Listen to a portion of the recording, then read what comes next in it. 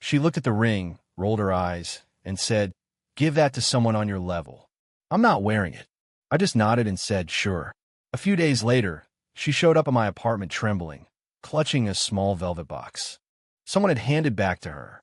But when she opened it and saw what was inside, she suddenly had nothing to say.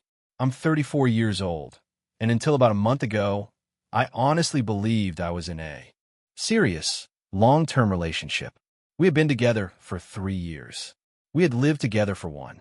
And for the last 6 months, I had been planning what I thought would be the perfect proposal. I saved money. I bought the ring. I planned the moment. In my head, we were building the same future. I was completely wrong. Let me start from the beginning. We met at a dinner party through mutual friends. She was intelligent, driven, and carried herself with the kind of confidence that instantly caught my attention. We clicked right away. That first year was easy. Happy even. During the second year, though, I started noticing little things.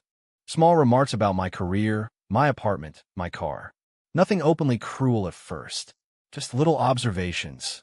"Don't you think you should be further along by now?" Or, "My friend's boyfriend just got promoted again." I ignored it. People have opinions. Couples get annoyed. I told myself it wasn't a big deal. By the third year, those remarks had turned into comparisons. She would show me photos of her friends' engagement rings, vacation homes, expensive cars. Then she would sigh and say things like, "Must be nice to be with someone who can really provide." I kept making excuses for her. Her job was stressful. She was tired. She was under pressure. We could work through it. Then came the proposal. I planned it for a Friday night, about 5 weeks ago. It wasn't some massive public production, but it meant something to me. I booked a table at the restaurant where we had our first date. I had spent months saving for the ring. It wasn't enormous, but it was beautiful. A white gold band with a 1-carat diamond. Classic, elegant, and good quality. It cost me almost $8,000. For me, that was a lot of money, but I wanted her to have something special. We arrived at the restaurant, and dinner actually started well. I was nervous the entire time, quietly rehearsing what I wanted to say and waiting for the right moment. When dessert came, I reached into my jacket pocket, took out the little velvet box, and got down on one knee between our table and the window. I told her, "I love you. I want to spend the rest of my life with you. Will you marry me?" Then I opened the box. She stared at the ring for what felt like a full minute. Her face didn't change. No smile, no tears, no excitement, nothing. Then she glanced around the restaurant, noticed a few people watching, and laughed. Not a joyful laugh. An embarrassed, uncomfortable laugh. "Are you serious right now?" she asked. I was still on one knee. "Yes," I said. "Will you marry me?" She leaned back in her chair and crossed her arms. "Get up.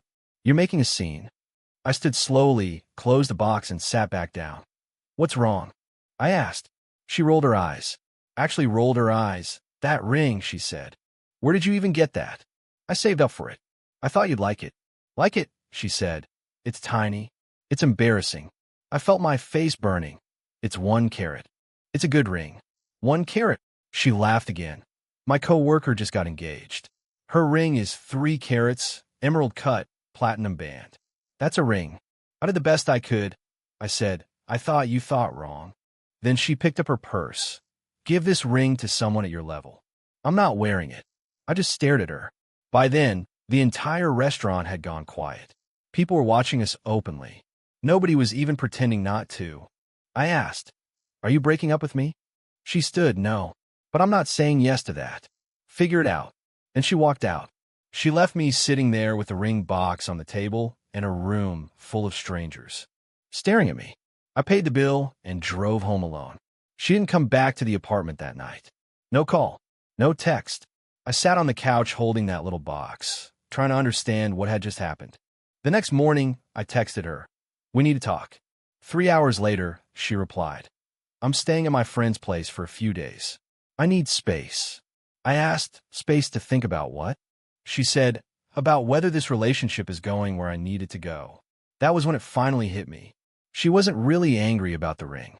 She was angry about me, about what I represented. I wasn't successful enough. I didn't earn enough. I wasn't impressive enough. I simply replied, "Sure." That was all. Just sure. I didn't argue. I didn't beg. I didn't try to justify myself. I was done. Update 1. She stayed away for 4 days. During those 4 days, I thought about everything. For the first time in a long time, I looked at our relationship clearly, without all the excuses I've been making. The comments, the comparisons, the constant dissatisfaction. It had all been building for more than a year. She didn't love me for who I was. She loved the idea of what I might become, what I might eventually provide. And when I failed to match the image in her head, she emotionally checked out. On the 4th day, she texted and asked if she could come by to pick up some of her things. I said yes. That evening, she arrived with a friend she had been staying with. They didn't say much. They packed clothes, toiletries, and a few books. I stayed in the living room. I didn't offer to help. I didn't try to convince her to stay. I didn't ask for another chance. Before she left, she paused at the door. I think we should take a break, she said. Give each other space to figure out what we want. Okay, I said. She looked at me. Okay, that's all you're going to say? What do you want me to say? She looked frustrated. I don't know. Maybe fight for this. Fight for us. I said, you rejected my proposal in front of a restaurant full of people. You told me to give the ring to someone at my level. What exactly am I supposed to fight for? She had no answer. So she left. That weekend, I did something I probably shouldn't have done. I took out the ring and looked at it. Really looked at it. Then I checked the jeweler's return policy. I still had 30 days. I could have returned it and gotten most of my money back. But I didn't. Instead, I got an idea. I called the jeweler, explained part of the situation while leaving out the most humiliating details, and asked if they did custom work. They did. I asked if they could take the diamond from the ring I had bought and reset it into something different, something that looked larger. They said they could place it in a halo setting that would make the center stone appear bigger and add smaller diamonds around it. The whole ring would look more dramatic. It would cost another $2,000. I told them to do it. Update 2. While the ring was being redesigned, I started setting other things in motion. I reached out to a mutual friend. He had always stayed neutral in our relationship, but I trusted him. I told him what had happened. He wasn't surprised. Dude, he said, I've been waiting for you to wake up. She's been talking about you behind your back for months, saying you're not ambitious enough, saying you're holding her back. He told me some of them had wanted to warn me, but I had seemed happy. I said I was blind. He said, yeah, but now you're not. So what are you going to do? I said, something petty, maybe stupid, but I need to do it. He laughed and said, I'm here for it. 2 weeks after the proposal disaster, the ring was ready. I picked it up from the jeweler. It looked completely different. The halo setting made the diamond look huge. To someone who didn't know jewelry, it could easily have passed for 2 or 3 carats. The band was thicker, more detailed, more eye-catching. It looked expensive, really expensive. I took photos of it, close-ups from different angles with good lighting. Then I did something very deliberate. I posted one photo on social media. Just the ring box open with the ring inside. No caption, no explanation, just the image. Within an hour, the comments started. Friends congratulated me. People asked who the lucky woman was. Others said the ring was gorgeous, stunning, and must have cost a fortune. 3 hours after I posted it, I got a text from my ex. Is that what I think it is? I didn't answer. She called. I didn't pick up. Then she texted again. Did you propose to someone else? Are you serious right now? This time I replied. You told me to give it to someone at my level. That's what I'm doing. She asked who. Does it matter? Yes, it matters. We're on a break. We're not broken up. You can't just... I replied. You rejected me publicly. You said the ring wasn't good enough. So I had it redesigned, and now I'm giving it to someone who will appreciate it. She wrote, that's my ring. You bought it for me. I said no. You made it very clear it wasn't for you. You didn't want it, remember? After that, she stopped responding. But I knew it wasn't over. Update 3. 2 days later, she showed up at my apartment. No call, no text, just a knock at 8 in the evening. When I opened the door, she looked different, upset. Her eyes were red, like she had been crying. We need to talk, she said. About what? About us. About the ring. About everything. I let her in. We sat in the living room, on the same couch where we had watched TV together countless times.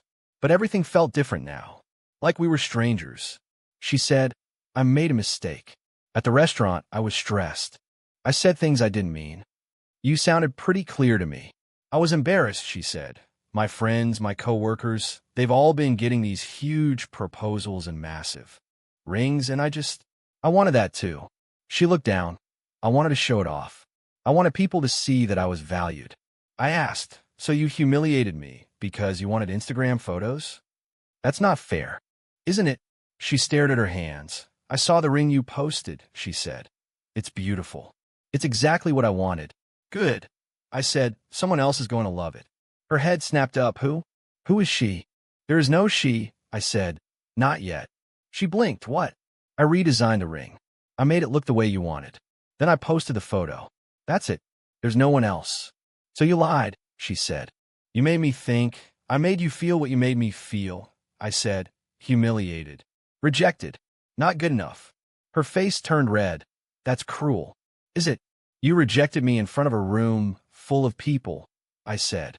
You told me to give the ring to someone at my level. I'm just following your advice. She started crying. I want another chance. I want to fix this.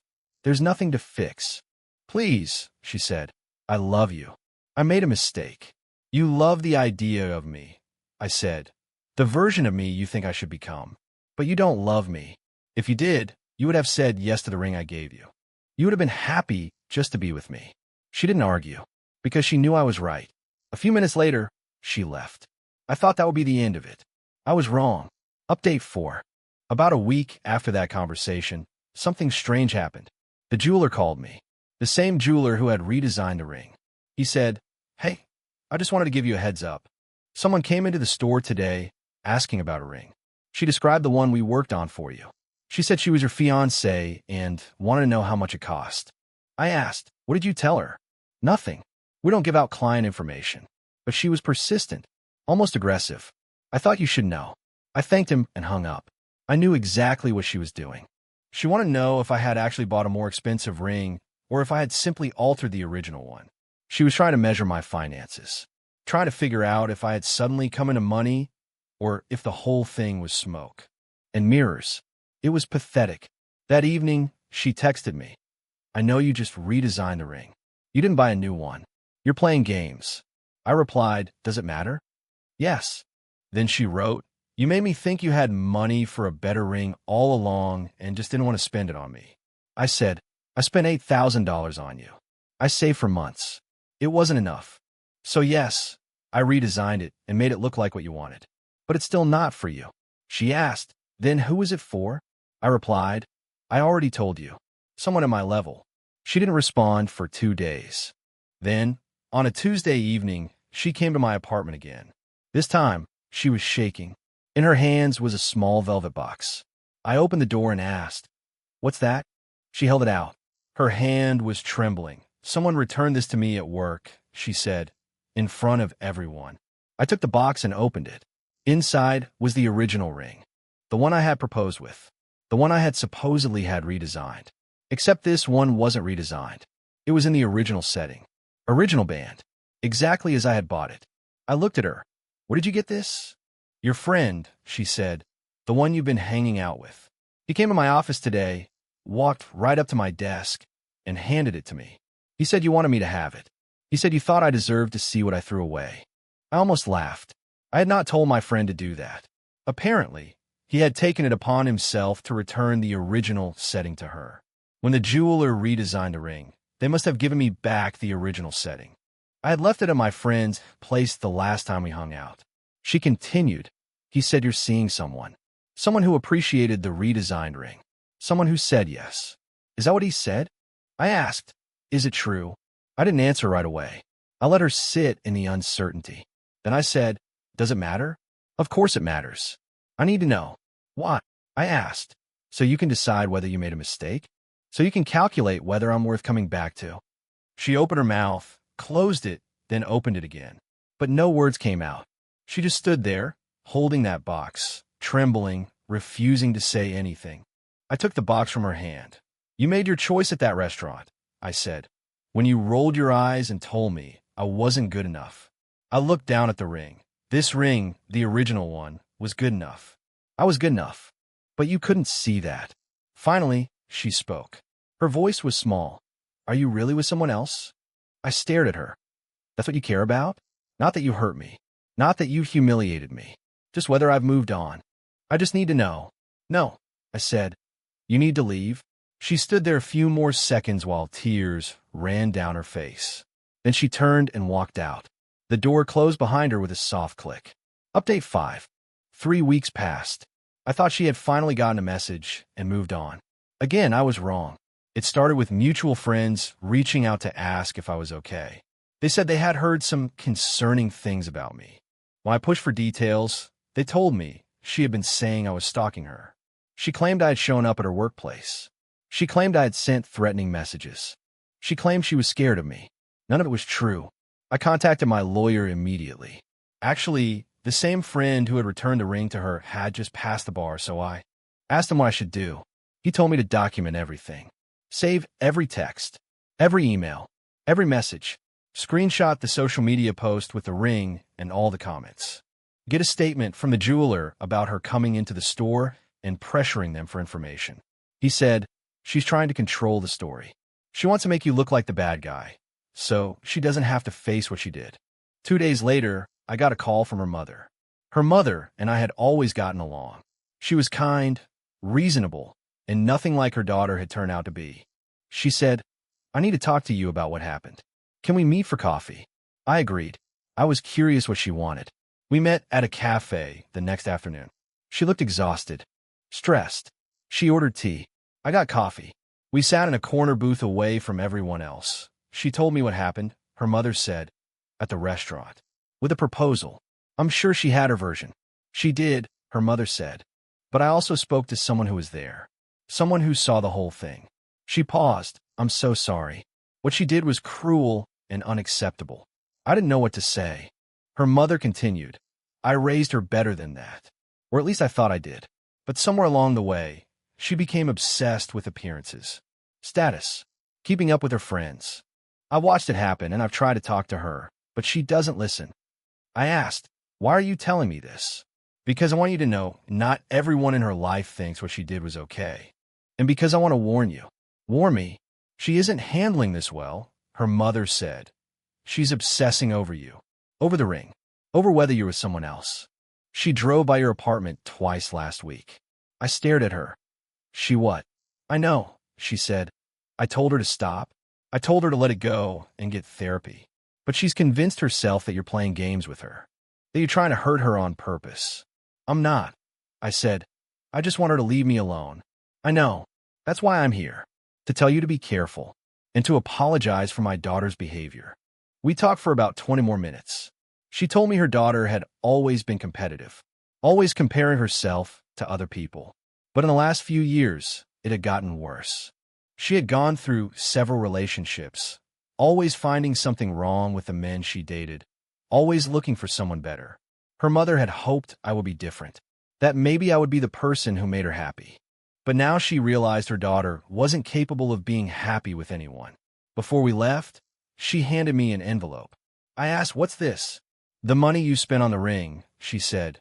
The original one. I shook my head. I can't take this. Yes, you can. Please. It isn't right that you lost all that money because my daughter has impossible standards. It would make me feel better. I opened the envelope. Inside was a check for $8,000. I tried to refuse again, but she insisted. You seem like a good man, she said. You deserved better than what she gave you.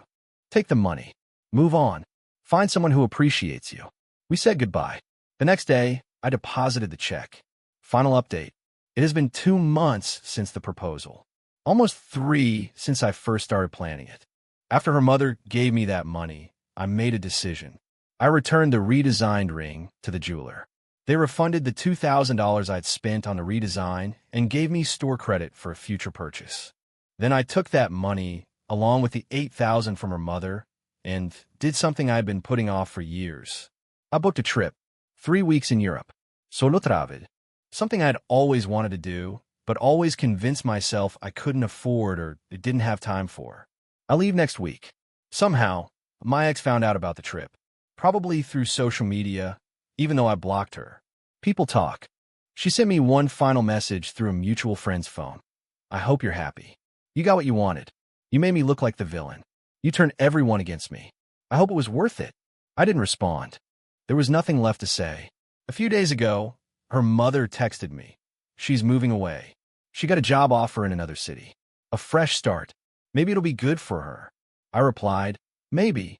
I haven't heard from my ex since. The mutual friends who believed her lies have either apologized or stopped talking to me. Honestly, I'm fine with either outcome. The people who mattered, the ones who actually knew me, stayed. My friend, the one who returned the ring to her at her office, asked me last week if I felt like I had closure.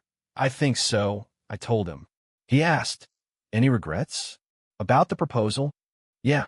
I said, "I wish I had seen who she really was before I spent all that money and made myself vulnerable like that." He said, "But you wouldn't have known if you hadn't tried." "True. And now you're free." He said, "You're taking a trip. You're living your life." She's still stuck being miserable. He was right. The redesigned ring is gone. The money is in my account, paying for a trip I've dreamed about for years. The relationship is over. The apartment feels like mine again. I've been working out, eating better, sleeping through the night without waking up anxious. Recently, I ran into someone from the restaurant, one of the servers who had been working that night. She recognized me. "Hey," she said, "aren't you the guy who—" I'm sorry. That was probably— It's fine," I said. "I remember." She smiled awkwardly. For what it's worth, everyone there thought she was crazy. The ring was beautiful. Any woman would have been lucky. "Thanks," I said. Then she asked, "Did you ever give it to someone else?" I thought about it for a second. "In a way," I said. "I gave myself the freedom to walk away." She smiled. "That's the best answer I've heard in a long time." People ask me sometimes if I'll ever propose again, if I'm afraid of going through that kind of humiliation one more time, if I've given up on relationships completely. I haven't, but I have learned something. Love is not about the size of the ring, is not about the price tag, is not about the photos you can post online. Love is about truly seeing someone and choosing them anyway. It is about respect, partnership, and not keeping score. She told me to give the ring to someone at my level. So I did. I gave it back. I got my money back. And I invested in myself, in my life, in my future. And honestly, that is exactly where I should have been investing all along.